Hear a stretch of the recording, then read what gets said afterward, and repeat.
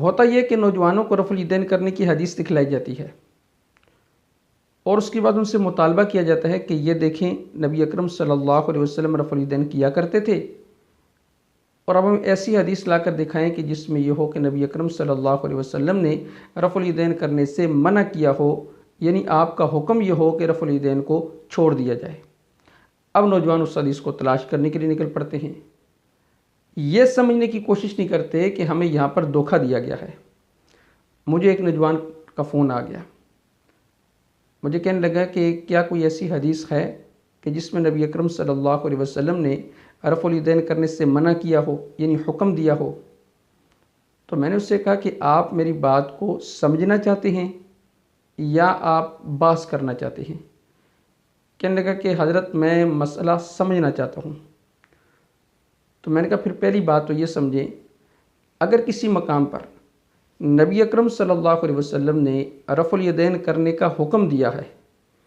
پھر آپ مطالبہ کر سکتے ہیں کہ رفع الیدین کرنے کے حکم کے مقابلے میں ایسی حدیث دکھلائی جائے کہ جس میں نہ کرنے کا حکم ہو۔ اب یہ پیمانہ برابر کا ہے،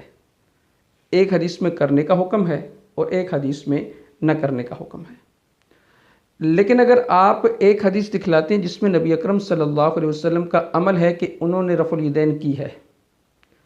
اب اس دلیل کے مقابلے میں دوسری دلیل وہ ہونی چاہیے کہ جس میں آپ کے نہ کرنے کا عمل ہو، ایک میں کرنے کا عمل اور ایک میں نہ کرنے کا عمل، تو یہ دونوں حدیثیں برابر ہیں، تو پھر آپ کا پیمانہ صحیح بنے گا، تو پھر آپ فیصلہ کر سکیں گے۔ ایسا تو نہیں ہے کہ آپ کرنے کا عمل دکھائیں اور نہ کرنے کا حکم مانگیں،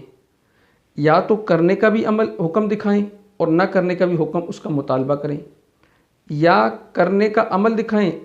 اور نہ کرنے پر بھی دلیل آپ عمل والی طلب کریں، پھر آپ کا مسئلہ حل ہوگا۔ تو میں نے کہا جی آپ ایک پھر معیار قائم کریں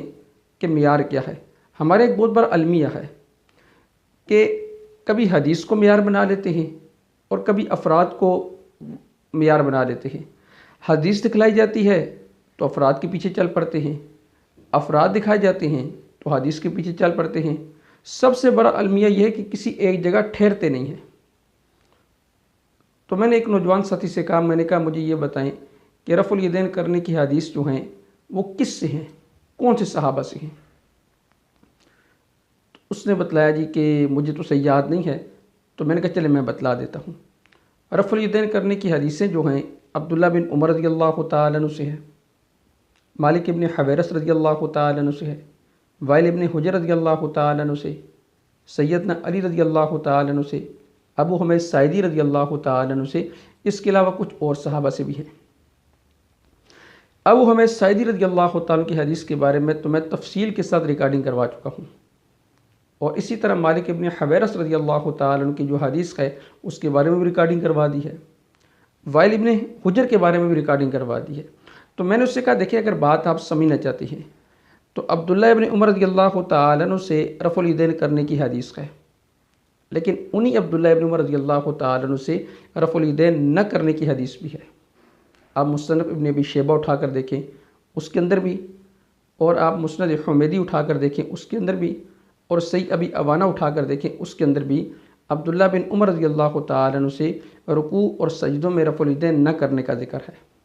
اسی طرح سیدنا علی رضی اللہ تعالیٰ عنہ سے مصنف ابن ابی شیبہ کے اندر حدیث ہے کہ سیدنا علی رضی اللہ تعالیٰ عنہ صرف تکبیر تحریمہ کے وقت رفع الیدین کرتے تھے، اس کے علاوہ رفع الیدین نہیں کیا کرتے تھے۔ تو میں نے کہا وائل ابن حجر رضی اللہ تعالیٰ عنہ کے بارے میں دھوکہ دیا جاتا ہے کہ وہ آئے اور انہوں نے آ کر نبی اکرم صلی اللہ علیہ وسلم کی نماز دیکھی تو انہوں نے دیکھا کہ سردیوں کے اندر جب دوبارہ آئے تو وہ کپڑوں کے اندر سے رفع الیدین کر رہے تھے۔ تو میں نے کہا ابو داؤد کے اندر حدیث موجود ہے کہ جب وہ دوبارہ آئے تو انہوں نے رفع الیدین کو دیکھا، لیکن وہاں الفاظ یہ فی افتتاح الصلاۃ، یعنی وہ جو رفع الیدین تھی صرف نماز کی شروع میں تھی۔ تو میں نے کہا جن صحابہ سے آپ رفع الیدین کرنے کی حدیثیں پیش کرتے ہیں انہی صحابہ سے ترک رفع الیدین کی حدیثیں بھی ثابت ہیں۔ اب آپ فیصلہ کیسے کریں گے؟ آپ کے پاس رفع الیدین کرنے کی حدیثیں بھی آ گئی اور آپ کے پاس رفع الیدین نہ کرنے کی حدیثیں بھی آ گئی، اور انہی صحابہ سے آ گئی کہ جن سے کرنے کی ہیں انہی صحابہ سے نہ کرنے کی بھی آ گئی۔ فیصلہ کیسے ہوگا؟ تو فیصلے کے لیے دیکھا جائے گا کہ نبی اکرم صلی اللہ علیہ وسلم کی وفات کے بعد ان صحابہ کا عمل کیا تھا۔ اگر آپ کی وفات کے بعد ان صحابہ کا عمل رفع الیدین کرنے کا تھا تو پھر کرنا چاہیے، اور اگر ان صحابہ کا عمل آپ کی وفات کے بعد نہ کرنے کا تھا تو پھر نہیں کرنا چاہیے۔ تو میں نے کہا عبداللہ بن عمر رضی اللہ تعالیٰ عنہ کے جو شاگرد مجاہد ہیں، مصنف ابن ابی شیبہ کے اندر حدیث ہے، وہ کہتے ہیں کہ میں نے ابن عمر کے پیچھے نماز پڑھی، وہ رفع الیدین نہیں کرتے تھے۔ اسی طرح سیدنا علی رضی اللہ تعالیٰ عنہ کے بارے میں آتا ہے کہ ان کے پیچھے 2 سال نماز پڑھی، وہ رفع الیدین نہیں کیا کرتے تھے۔ اب یہ وہ حدیث ہیں جو نبی اکرم صلی اللہ علیہ وسلم کی وفات کے بعد ہیں، اور تابعین صحابہ کا عمل بتلا رہے ہیں کہ ہم نے ان کے پیچھے نماز پڑھی ہے اور انہوں نے رفع الیدین نہیں کی۔ تو میں نے کہا حدیث سے فیصلہ ہو گیا کہ وہ صحابہ جن سے رفع الیدین کرنے کی حدیث ہیں، انہی صحابہ سے رفع الیدین نہ کرنے کی حدیث بھی ہیں، پھر ان صحابہ سے نبی اکرم صلی اللہ علیہ وسلم کی وفات کے بعد کا جو عمل ثابت ہے وہ رفع الیدین نہ کرنے کا ہے۔ تو اب آپ حدیث کو اگر معیار بنائیں گے تو آپ کو رفع الیدین نہیں کرنا چاہیے۔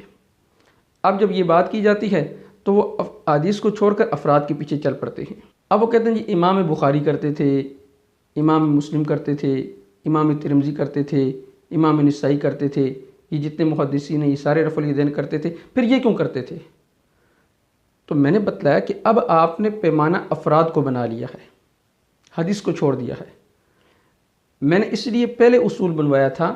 آپ نے اگر حدیث کو معیار بنانا ہے تو پھر حدیث سامنے آئیں گی تو پھر حدیث پر آپ نے عمل شروع کر دینا ہے، اور اگر آپ نے پیمانہ افراد کو بنانا ہے پھر اٹھا کر حدیث کو ایک سائڈ پہ رکھیں، اب افراد کی بات کر لیتے ہیں، یہ بھی کوئی مشکل نہیں ہے۔ میں نے کہا آپ امام بخاری، امام مسلم، امام نسائی، امام ترمذی، امام ابو داؤد ان کی بات کرتے ہیں۔ اب افراد 2 قسم پر ہیں، ایک یہ نیچے کے طبقے کے، ایک اوپر کے طبقے کے۔ نیچے کے طبقات کے اندر یہ محدثین آپ سمجھ لیں، اور اوپر کے طبقات کے اندر آپ صحابہ کو لے لیں۔ اگر آپ نے معیار بنانا ہے تو پھر اوپر کے طبقے میں پہلے جائیں گے، صحابہ کو پہلے دیکھیں گے، ان افراد کو دیکھیں گے کہ ان کا طرز عمل کیا تھا۔ پھر صحابہ کے اندر بھی 2 طرح کے افراد تھے۔ بعض صحابہ وہ تھے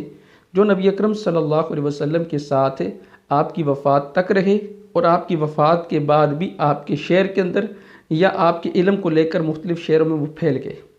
لیکن وفات تک آپ کے ساتھ رہے۔ اور بعض صحابہ وہ تھے جو نبی اکرم صلی اللہ علیہ وسلم کے پاس آئے پھر چلے گئے، جیسے مالک ابن حویرث رضی اللہ تعالیٰ عنہ کے بارے میں آتا ہے کہ وہ نبی اکرم صلی اللہ علیہ وسلم کے پاس 20 راتیں رہے پھر چلے گئے۔ اب اگر انہوں نے نبی اکرم صلی اللہ علیہ وسلم سے کوئی عمل دیکھا، پھر اپنے قبیلے میں جا کر انہوں نے وہ کرنا شروع کر دیا، اور دوبارہ ان کی نبی اکرم صلی اللہ علیہ وسلم سے ملاقات نہیں ہوئی، جس عمل کو وہ دیکھ کر گئے تھے ان کی نسلوں نے، ان کے قبیلے والوں نے ان سے وہ عمل سیکھا اور وہ کرتے رہے، تو اس عمل میں ان کو غلط نہیں کہا جا سکتا۔ لیکن امام بخاری رحمہ اللہ تعالی نے ایک اصول بنایا ہے کہ انما یؤخذ بالآخر فالآخر من فعل النبی صلی اللہ علیہ وسلم، کہ اللہ کے نبی صلی اللہ علیہ وسلم کا آخری عمل لیا جائے گا، کہ آپ کا آخری عمل کیا ہے۔ جو صحابہ آپ سے مل کر دوسرے شہروں میں چلے گئے، دوبارہ آپ سے ملاقات نہیں ہوئی کیونکہ ذرائع کم تھے، تو ان صحابہ نے جو جا کر عمل بتلایا، ان کے قبیلے، ان کے خاندان، ان کی نسلوں نے اگر اس صحابی کے مطابق عمل کیا، ہم اس صحابی کے عمل کے مطابق ان کو غلط نہیں کہتے۔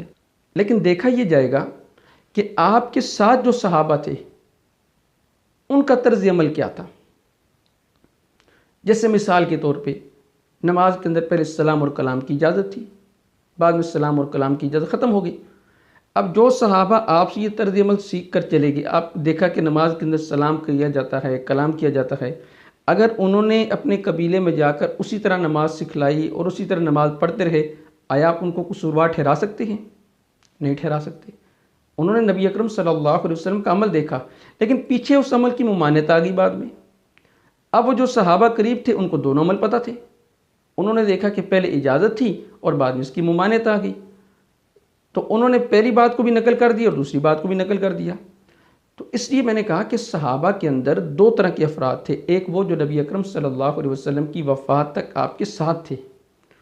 اور بعض وہ تھے جو آپ سے دین سیکھ کر کچھ دن کے لیے آئے اور پھر چلے گئے۔ اب ان کی بات زیادہ قوی ہوگی کہ جو نبی اکرم صلی اللہ علیہ وسلم کے ساتھ آپ کی وفات تک رہے، اب وہ کون سے صحابہ تھے؟ وہ خلفائے راشدین تھے، عبداللہ ابن مسعود تھے، عشرہ مبشرہ تھے، باقی صحابہ تھے جو آپ کے ساتھ رہے۔ اگر آپ نے افراد کو معیار بنانا ہے تو پھر آپ ان صحابہ کو معیار بنائیں گے دلیل لینے کے لیے کہ جو آپ کی وفات تک آپ کے ساتھ تھے۔ ہم باقی صحابہ کو غلط نہیں کہہ رہے، لیکن وہ جو صحابہ آپ کے ساتھ تھے وہ نبی اکرم صلی اللہ علیہ وسلم کے آخری عمل سے بھی واقف تھے، کیونکہ بعض اعمال ایسے ہیں جو بالکل آخر میں آ کر منسوخ ہوئے ہیں۔ جیسے مثال کے طور پہ حدیث میں آتا ہے کہ پہلے اجازت تھی کہ اگر امام کھڑے ہو کر نماز پڑھائے تو مقتدیوں کو کھڑے ہو کر نماز پڑھنی چاہیے، اگر امام بیٹھ کر نماز پڑھائے تو مقتدی وہ بھی بیٹھ کر نماز پڑھیں گے۔ لیکن آخر میں آ کر، بالکل آخر میں آ کر نبی اکرم صلی اللہ علیہ وسلم نے جو بیٹھ کر نماز پڑھائی تھی تو آپ کے پیچھے ابو بکر اور صحابہ نے کھڑے ہو کر نماز پڑھی تھی، تو یہ عمل بالکل آخر میں آ کر منسوخ ہوا۔ اگر اس سے پہلے کوئی اس عمل کو سیکھ کر چلا گیا، اپنے قبیلے میں جا کر اس نے بتایا جی کہ مسئلہ تو ایسے ہے کہ امام کھڑے ہو کر نماز پڑھے گا تو پیچھے مقتدی بھی کھڑے ہو کر نماز پڑھیں گے، امام بیٹھ کر نماز پڑھے گا تو پیچھے مقتدی بھی بیٹھ کر نماز پڑھیں گے، تو اس کے مسئلے کو غلط نہیں کہا جا سکتا، کیونکہ اس نے آپ صلی اللہ علیہ وسلم سے ایسے ہی سیکھا، وہ چلا گیا۔ لیکن ترجیح اس صحابی کے مسئلے کو ہوگی جو آپ کے ساتھ وفات تک رہے۔ تو اب صحابہ نے دیکھا کہ آپ نے بیٹھ کر نماز پڑھائی، صحابہ نے پیچھے کھڑے ہو کر نماز پڑھی، تو اب وہ عمل منسوخ ہو گیا۔ اب اجازت مل گئی کہ اگر امام بیٹھ کر بھی نماز پڑھائے تو مقتدی کھڑے ہو کر نماز پڑھیں گے۔ تو اسی طرح مسئلہ رفع الیدین کے اندر بھی آپ نیچے کے افراد کو چھوڑ کر صحابہ کو دیکھیں، پھر صحابہ میں ان کی بات کو زیادہ ترجیح دی جائے گی جو نبی اکرم صلی اللہ علیہ وسلم کے ساتھ آخری عمر تک تھے۔ ابو بکر صدیق عمر فاروق رضی اللہ تعالیٰ عنہ، سیدنا علی رضی اللہ تعالیٰ عنہ، ابن مسعود رضی اللہ تعالیٰ عنہ، عشرہ مبشرہ کو دیکھ لیں تو ابو بکر صدیق اور عمر فاروق رضی اللہ تعالیٰ عنہ یہ رفع الیدین نہیں کیا کرتے تھے۔ دارقطنی کے اندر باقاعدہ حدیث موجود ہے۔ اور عبداللہ ابن مسعود رضی اللہ تعالیٰ عنہ، ان کے شاگرد علقمہ نے ان کے پیچھے نماز پڑھی تو انہوں نے رفع الیدین نہیں کی، تو باقاعدہ انہوں نے پوچھا ان سے کہ آپ نے رفع الیدین کیوں نہیں کی؟ تو انہوں نے کہا کہ میں نے نبی اکرم صلی اللہ علیہ وسلم کے ساتھ ابو بکر صدیق اور عمر فاروق رضی اللہ تعالیٰ عنہ کے ساتھ نماز پڑھی ہے، انہوں نے رفع الیدین نہیں کی۔ تو گویا کہ وہ تینوں کا عمل بتا رہے ہیں کہ نبی اکرم صلی اللہ علیہ وسلم بھی، ابو بکر صدیق رضی اللہ تعالیٰ عنہ بھی اور عمر فاروق رضی اللہ تعالیٰ عنہ بھی رفع الیدین نہیں کرتے تھے، تو ان کے نہ کرنے کی وجہ سے میں بھی نہیں کرتا۔ اسی طرح عاصم بن کلیب رضی اللہ تعالیٰ عنہ وہ اپنے والد سے نقل کرتے ہیں اور ان کے والد سیدنا علی رضی اللہ تعالیٰ عنہ سے نقل کرتے ہیں کہ سیدنا علی رضی اللہ تعالیٰ عنہ صرف تکبیر تحریمہ کے وقت رفع الیدین کیا کرتے تھے۔ اب یہ وہ عمل ہے جو آپ صلی اللہ علیہ وسلم کی وفات کے بعد کا ہے۔ تو افراد کو دیکھنا ہے تو ان صحابہ کو دیکھا جائے گا، خلفائے راشدین کو، پھر عشرہ مبشرہ کو دیکھ لیں۔ ابن عباس رضی اللہ تعالیٰ عنہ سے حدیث ہے کہ وہ صحابہ جن کو نبی اکرم صلی اللہ علیہ وسلم نے جنت کی بشارت دی، جنہیں عشرہ مبشرہ کہا جاتا ہے، تو عشرہ مبشرہ یہ رفع الیدین نہیں کیا کرتے تھے، صرف تکبیر تحریمہ کے وقت رفع الیدین کیا کرتے تھے۔ تو خلاصہ یہ بات کا یہ ہے کہ آپ حدیث کو معیار بنائیں یا افراد کو معیار بنائیں، پہلے آپ کو معیار ایک قائم کرنا پڑے گا۔ اگر حدیث کو معیار بناتے تو تب بھی ترک رفع الیدین آپ کا آخری عمل ہے، اور اگر آپ افراد کو معیار بناتے ہیں تو افراد میں پہلے آپ اوپر سے چلیں، صحابہ سے، پھر صحابہ میں بھی ان افراد سے چلیں کہ جو نبی اکرم صلی اللہ علیہ وسلم کی وفات تک آپ کے ساتھ تھے، اور وہ مجاہد عبداللہ بن عمر رضی اللہ تعالیٰ عنہ سے ان کے پیچھے نماز پڑھتے ہیں اور رفع الیدین نہیں کرتے۔ تو یہ مجاہد تابعی ہیں، یہ نقل کر رہے ہیں۔ تو صحابہ میں سے وہ صحابہ جو نبی اکرم صلی اللہ علیہ وسلم کے ساتھ آخری عمر تک آپ کے ساتھ رہے، ان کی بات زیادہ قوی ہوگی نسبتاً ان صحابہ کے جو آپ سے دین سیکھ کر وہ دوسرے شہروں کے اندر چلے گئے، کیونکہ انہوں نے نبی اکرم صلی اللہ علیہ وسلم کے آخری عمل تک کو آپ کو دیکھا ہے۔